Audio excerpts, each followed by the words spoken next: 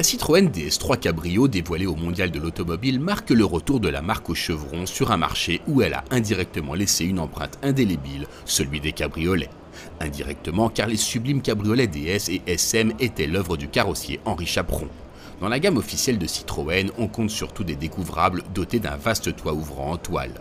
La DS3 Cabrio s'inscrit dans cette tradition dont la plus légendaire représentante est bien évidemment la Citroën 2 chevaux. La comparaison s'arrête là, car la DS3 Cabrio se veut autrement plus bourgeoise que sa lointaine devancière. La Citroën DS3 Cabrio s'inspire donc de sa grande rivale, la Fiat 500C, en remplaçant son toit en dur par une capote électrique qui peut se replier jusque derrière les passagers arrière. Une manœuvre qui peut bien entendu s'effectuer en roulant jusqu'à une vitesse de 120 km/h. Reste que le maintien des vitres et montants latéraux n'offrira pas la même sensation de liberté que l'on peut éprouver à bord d'un vrai cabriolet comme la Mini par exemple.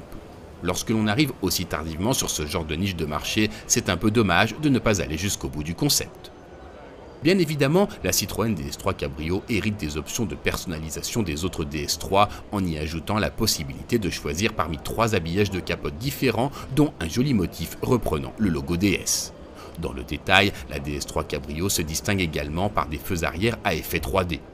La transformation en découvrable n'alourdit la DS3 Cabrio que de 25 kg, ce qui devrait permettre de retrouver l'agrément de conduite de la version fermée. La gamme de motorisation sera reprise de la berline à l'exception de la version Racing qui ne devrait pas être déclinée en cabrio.